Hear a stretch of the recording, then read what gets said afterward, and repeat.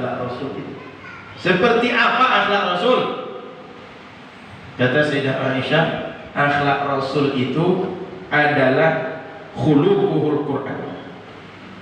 Al-Quran kalau diterjemahkan, kalau diwujudkan, dinampakkan isi Al-Quran dalam perbuatan, itulah yang ada pada diri Nabi tadi. Maknanya terjemahan Al-Quran secara nyata, wujud perbuatan akhlak dalam Al-Quran ada dalam diri Nabi. Itulah akhlak Nabi. Lalu dilanjutkan, Nabi kalau ridho, suka sesuatu berdasarkan yang disukai oleh Al-Quran. Nabi marah berdasarkan yang tak disukai oleh Al-Quran. Artinya yang dibuat Nabi, yang disukai Nabi, yang disukai oleh aturan agama.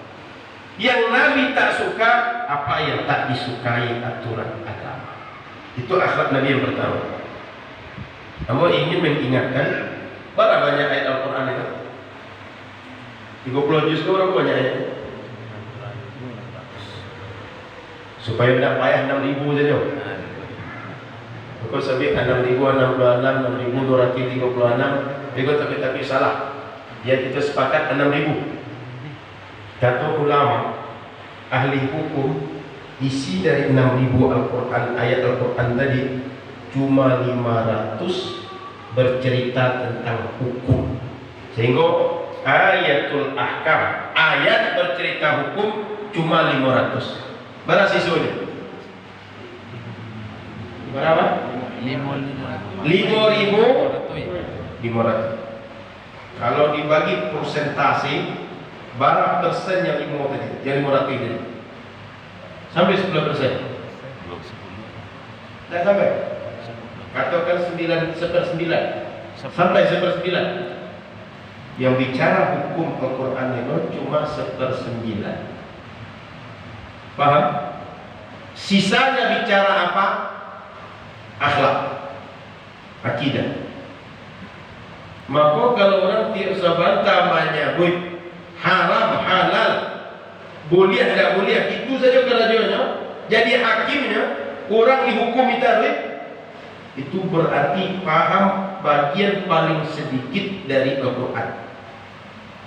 Paham ke siapa? Setiap sebentar, ikut salah, ikut tidak batua, ikut haram. Kalau ada orang muda itu paham Al-Quran bagian yang sedikit dan banyak yang tidak paham. Kau kebanyakan orang itu kurang akhlak. Kau kadang-kadang orang tua, orang berilmu, atau tokoh masyarakat, marah orang kalau kami nyebut sama dia pun matang di sawah. Itu aja mana itu. Gaya minta ampun, ikut sunnah, ahlu sunnah, tapi mengecek, tajam, kasar, tak menimbang perasaan orang. Kadang-kadang orang mengaji, nyoba mengaji baca Quran. Mudahnya seorang pandai baca Quran, mudahnya seorang sudah rajin baca Quran. Padahal sedang pengajian. Sebenarnya kenapa dia baca Quran? Untuk menunjukkan tidak suka ustaz itu. Padahal kalau lagi baca Quran, tidak usah di situ. Baik saja kan buat di rumah baca Quran di rumah. Tapi sengaja dia buka Quran untuk apa? Menunjukkan itu bukan ustaz saya. Untuk ini mengatakan apa? Ambil yang ustaz, ambil yang santiam. Zaman juga kawan yang seorang lain, yang biasanya saya paling baik, saya paling benar itu siapa? Tahu dalam Al-Quran? Dalam Al-Quran itu biasanya yang paling ambil, paling santiam, ambil paling hebat itu Iblis satu, Fir'aun satu, Qarun satu. Yang kafir dalam tadi. Aku ada awak berarti awak kelima. Aku ada itu. Yang kadang-kadang di masyarakat pasti awak merasa santiam saja. Aku pergi kalau anggota mudah nyampe Ambo dan santiam. Nah itu berarti yang kelima di dalam pek tadi. Satu Fir'aun, yang kedua Qarun, yang ketiga Iblis, yang keempat orang sok santiam tadi, yang kelima anggota PRW. Kalau ada, kalau tidak berarti tidak. Berarti orang lain. Jadi, Bapak Ibu rahmat Allah Subhanahu Wa Taala, dalam Al-Quran itu paling banyak bercerita akhlak, bercerita akidah, hukum sedikit. Maka perlu saya sampaikan, agama ini kalau keseluruhan muaranya ada 3. 1 berbicara tentang keyakinan, 2 tentang amalia, perbuatan fisik, yang ketiga akhlak. Yang paling dasar akidah, turunan dari akidah adalah amalia dan akhlak, dan paling tinggi kedudukannya akhlak. Maka para ulama kita dulu, walaupun berbeda pendapat, bagaimanapun ketidakseragaman pendapat, kalau bahasa kami nyebut saburuk-buruk di dalam itu nan kedua tidak saburuk dan di dalam. Meskipun di dalam gua harimau dengan gua, pas kedua itu kucing juga. Padahal dalam gua berang minta ampun. Tapi membahasakan, mengemas itu dengan bahasa yang baik, dengan akhlak yang baik, dengan cara yang baik, di tempat yang baik, dengan adab, dengan rasa, dengan logika, cerdas dalam memperbaiki sesuatu yang salah. Itu dahulu begitu. Kenapa? Karena akhlak paling besar dalam keilmuan. Tapi kalau akhlak hilang, sakit-sakit, meletup-letup. Kata orang gini, sumbu pendek. Kata orang gini, sedikit-sedikit langsung muncul, boom, marah. Itu tak usah, itu tak boleh. Berhenti, keluarkan. Bukan itu bahasa orang berakhlak. Maka balik kepada Nabi Sallallahu Alaihi Wasallam, beliau itu dengan siapapun akhlaknya hebat. Makanya disebut penterjemahan Al-Quran. Artinya terjemahan Al-Quran ada di diri Nabi. Datang seseorang ke masjid Nabi, orang Arab Badui. Kalau kata orang pedalaman, orang primitif, tidak biasa seperti kita. Sampai di masjid bertemu Nabi, bercerita dengan Nabi, selesai hajatnya, ingin ke pasar. Sebelum ke pasar, ingin buang air kecil. Itu belit kata orang Betawi. Ingin ke jamban Mas Haji. Karena ingin buang air kecil, dia lihat masjid Nabi itu lantainya tanah, nyumpai ke sudut Mas Haji, kejauhan di situ, buang air kecil di situ. Kira-kira datang orang pengaji al-Islam, dia pergi ke sudut kiri sini, ke sudut kanan Bapak Ibu, kencing di situ. Apa kira-kira sikap orang jamaah al-Islam? Pak RT di situ Pak, boleh Pak? Kencing orang di situ. Orang Arab Badui tadi kencing di masjid Nabi. Sahabat yang lain marahnya minta ampun. Kan kalau pedang itu kan besi, kalau ditarik itu berbunyi, sudah berbunyi. Ketika ditarik tadi, langsung tenang, sabar, diam, jangan marah. Sahabat tak tahan lagi. Maka bagi sahabat melihat orang kencing di depan mata, Rasul menahan jangan marah. Itu kalau barat jam berputar, itu lambat betul jam berputar rasanya. Marah itu sampai di ubun-ubun. Ingin marah tapi dilarang. Sementara ini dimarahkan depan mata. Tengok ya kalau preman sedang marah itu, mungkin aduh kita merasa dimakan gitu oleh orang itu. Rasul melarang marah. Sahabat emosi itu. Selesai orang tadi buang air kecil, tapi panggil, Kamailu, Siko. Tanya Nabi, kok kejamban di situ? Kenapa buang air kecil di situ? Apa jadinya? Zanantu annahu sa'idun minas sa'idah. Ambo kira tanah yang tampil ambo kejamban tadi sama je tanah belakang rumah di kampung. Sama je tanah-tanah di kabun dan lain. Sebab kan kalau orang kampung, jadi orang kampung, sopir-sopir, kalau sakit jamban mana bukannya? Yang ingin bawa air kita. Berhenti tepi jalan, untung tepi jalan. Di kota tengah jalan berhenti. Dia buka pintu sebentar. Dia tagak di situ. Itu lah banjir aja. Aku sambil-sambil tak gaji. Tiba-tiba kok banjir, tadi kan ada hujan. Tiba-tiba banjir. Itu dia orang kota. Ini orang pedalaman. Biasa bagi mereka kalau buang air kecil, buang air besar dekat rumah mereka. Itu maksudnya Nabi kan tanah lantainya. Sehingga dikira mereka tempat ini boleh buang air kecil. Lalu berkata Nabi, ini masjid. tempat orang berzikir kepada Allah, tempat orang baca Quran, tempat orang sholat. Nggak boleh ada kotoran di sini, nggak boleh kencing di sini. Ini memang nggak tahu masalahnya, pokoknya kencing. Kalau dia tahu, nggak akan melakukan itu. Oleh Nabi yang dilakukan pertama bertanya, kenapa? Setelah paham, diberitahu. Setelah diberitahu, dimaafkan. Pergi dia, sahabat yang lain yang sedang marah tadi, Nabi suruh ambil air 1 ember. Sudah itu siram, sudah siram tutup dengan tanah. Habis najis tadi.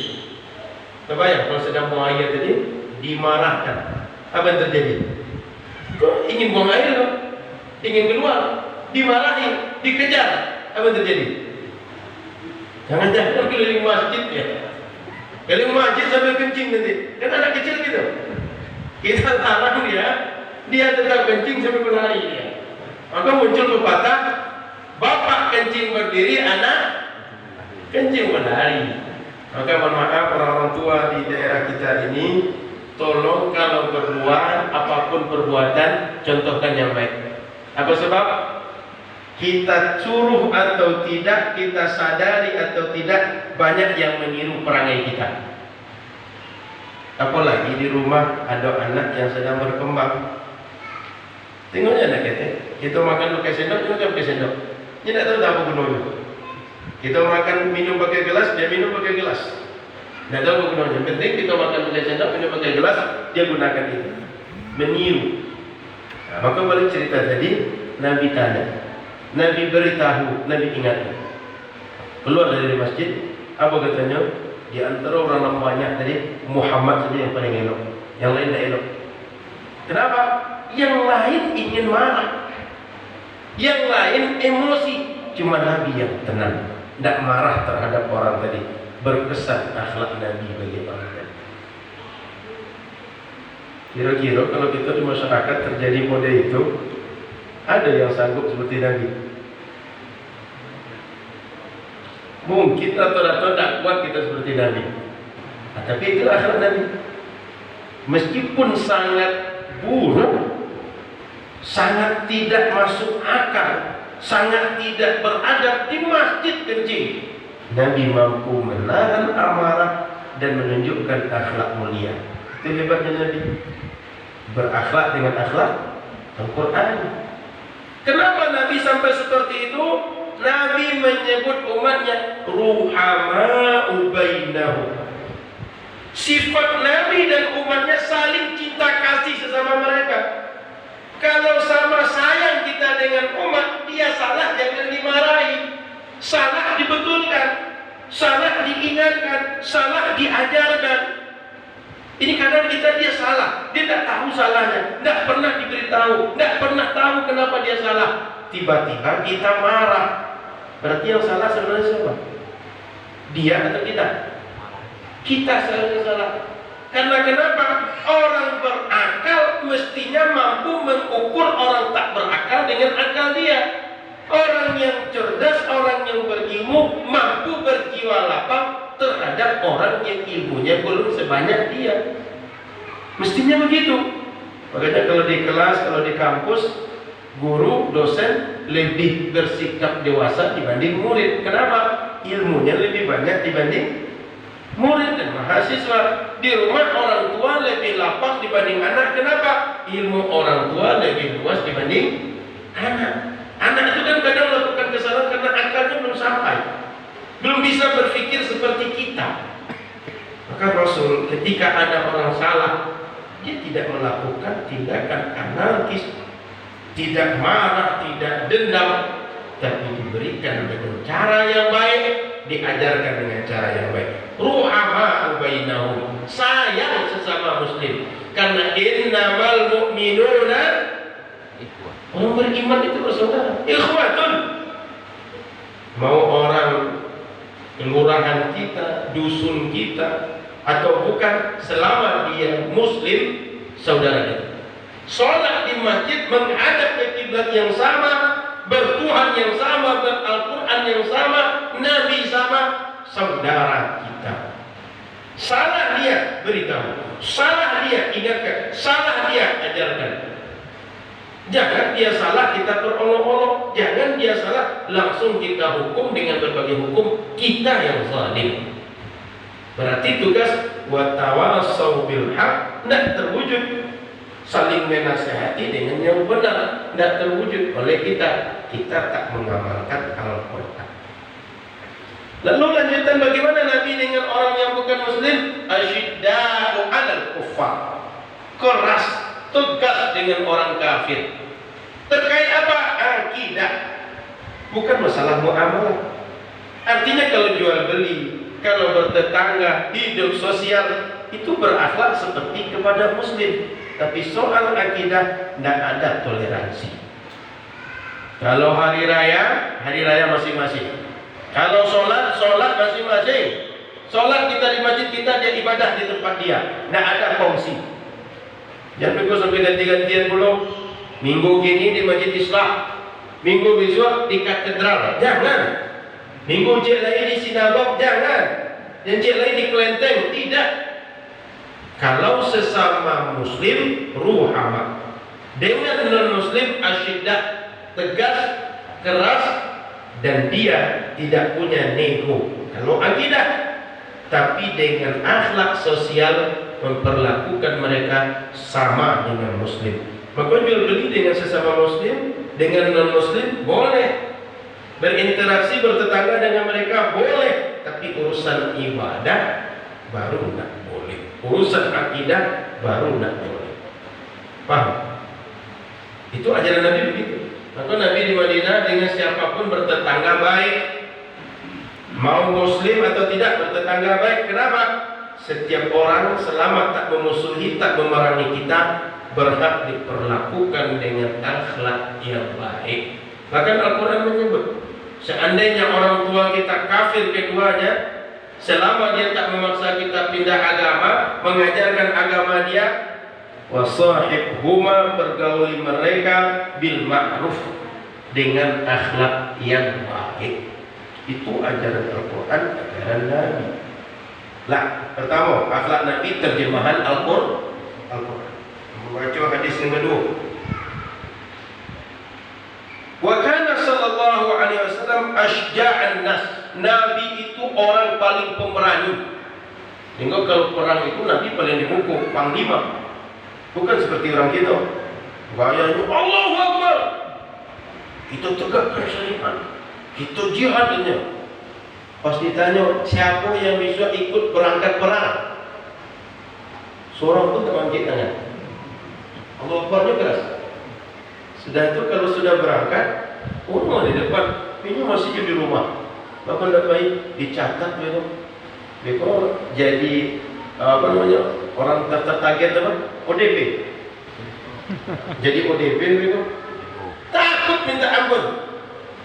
Nabi tidak begitu. Kalau sudah jihad, kalau sudah menegakkan amar ma'ruf nahi munkar, Nabi di depan. Asja'an nas, orang paling berani. Maka sahabat bercerita, kata Sayyidina Ali radhiyallahu taala anhu, kunna idza hamiyal ba's walakiya al-qaum ittakhayna bi Rasulillah sallallahu alaihi wasallam. Kalau seandainya perang itu berkecamuk, nampak kita dalam posisi terjepit, kita mungkin dalam posisi lemah, kami semuanya berlindung kepada Rasulullah. Maknanya apa? Rasulullah ini paling kuat secara fisik, paling kuat secara ruhani, paling kuat secara iman, lahir dan batin beliau di depan. Nah, tapi kalau preman-preman gitu, ini kalau bahasa dia bagak-bagak. Di situ tulis tato, pakai kalung, pakai anting, pas disuntik, mana lagi? Ada nampak video itu disuntik, bukan swab, disuntik, mungkin vaksin atau apa gitu kan? Pas suntik, jangan disuntik jumpa baru oleh bidan, apa itu gitu? Kalau suntik lagi, takutnya minta ampun. Di swab, baru dimasukkan sedikit, sudah takut. Tapi gayanya paling bagak, lengan dibuka-buka. Padahal lengan besar pula, gayanya dia besar. Mulutnya besar. Jadi kita kenal begitu. Nabi tidak begitu. Secara fisik Nabi itu fisiknya tidak ada yang lebih bagus dibanding Nabi. Secara keberanian Nabi paling berani. Sehingga apapun kalau harus dihadapi, harus kita face to face, harus berjuang, Nabi di depan. Berani. Sehingga Nabi itu tidak ada ceritanya lari tunggang langgang, ketakutan dengan musuh, tidak ada. Kecuali strategi, kecuali berlindung, mencari tempat yang aman sebagai strategi dalam perang. Nabi tidak mengecut. Bahkan Nabi mengajarkan doa, Allahumma inni a'udzubika minal hammi wal hazan wa a'udzubika minal ajzi wal kasal wa a'udzubika minal jubni wal bukhl. Jubni itu pengecut. Nabi suruh kita berlindung, jangan orang beriman itu pengecut. Di kita ini sudah banyak yang pengecut. Termasuk pengecut menghadapi diri sendiri.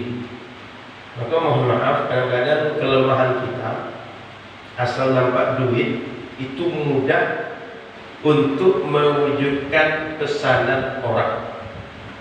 Kadang-kadang biarlah tanah dijual, kita tak berpikir tanah dijual yang beli siapa. Kalau seandainya satu persatu tanah muslim dijual kepada non muslim, terbayang kalau satu komplek itu dibeli oleh non muslim, dibuat perumahan nanti. Terbayang oleh kita jual tanah. Satu contoh. Yang kedua, rumah. Kadang-kadang di kita ini, biarlah yang tak seagama dengan kita membeli, biarlah orang tak jelas dari mana dia membeli, daripada dijual kepada saudara kita. Kadang kita begitu pun, beli rumah satu, beli rumah dua. Orangnya tak dari mana, agamanya tak apa. Sempat satu komplek mereka semua. Coba yang akan terjadi setelah itu. Di Palas, bulan Juli lalu kami berbagi sembako. Ada dua RT, bukan dua RW Pak. Dua RT, rumah ibadah bukan rumah ibadah yang seperti ini, 13 banyaknya. Terbayang? Dua RT juga, tapi rumah ibadah bukan rumah ibadah seperti ini, 13 banyaknya. Maka mohon maaf Pak RW, Eko, yang ketik-ketik mereka perlu diperhatikan. Kalau ada yang jual tanah, butuh surat persetujuan, pastikan dia jual ke siapa. Jangan sampai nanti Pandau ini, Pasir Putih ini, atau kecamatan kita ini, sikit-sikit ibarat makan bubur panas, ambil pinggir, ujung-ujungnya sepiring itu habis pada dia. Paham maksud saya ini? Saya tak usah terang-terang betul. Saya kata orang awak, anu tak kira, anu tak kalah. Mereka mau taruh mana kok lain kejadiannya. Nah, cukup itu saja. Jadi Nabi berani. Mana takut Nabi? Selanjutnya, kata Sayyiduna Jabir bin Abdullah, kana Rasulullah sallallahu alaihi wasallam akraman nas. Ma suila qattu syai'an faqala la. Nabi itu orangnya sangat dermawan, memberi itu mudah. Nabi tidak pernah diminta orang kecuali dia memberi. Artinya tidak pernah orang datang kepada Nabi, mengadu kepada Nabi pulang tangan kosong, itu tidak pernah. Kalau bertanya dijawab, kalau minta sesuatu diberi, kalau minta perlindungan diberi perlindungan. Apa yang diminta kepada Nabi, orang tadi dapat dari Nabi. Kenapa? Dalam diri Nabi tak ada sesuatu pun yang mahal kecuali kedekatan kepada Allah.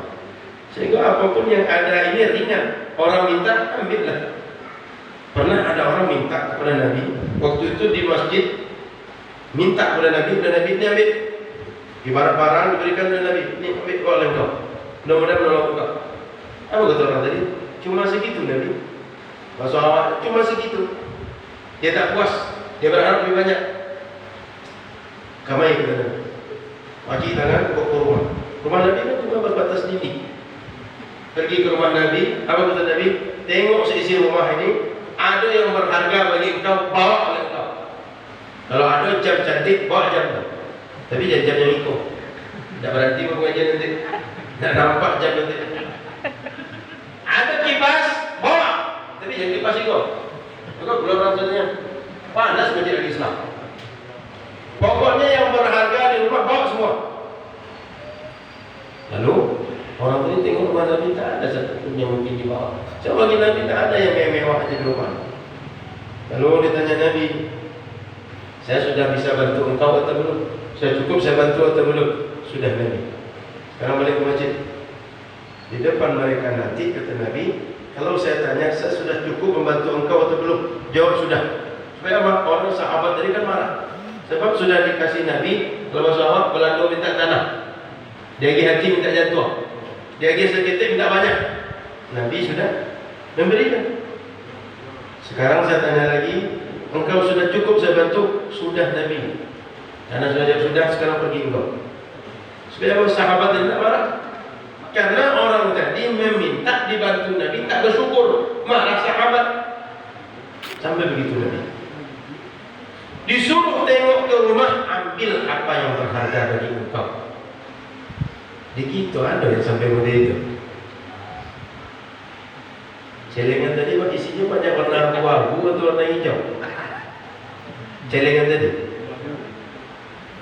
Kalau tengok, ya jadi isinya parah isinya.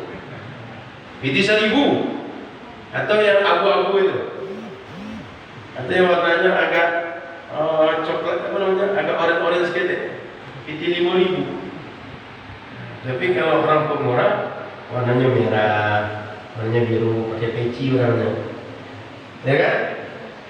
Atau kadang-kadang tengok kotak celengan itu ngeri kita, isinya parah. Maka Bapak Ibu, Nabi dermawan. Tidak pernah orang minta kecuali Nabi kasih. Tidak pernah orang berharap kecuali Nabi penuh.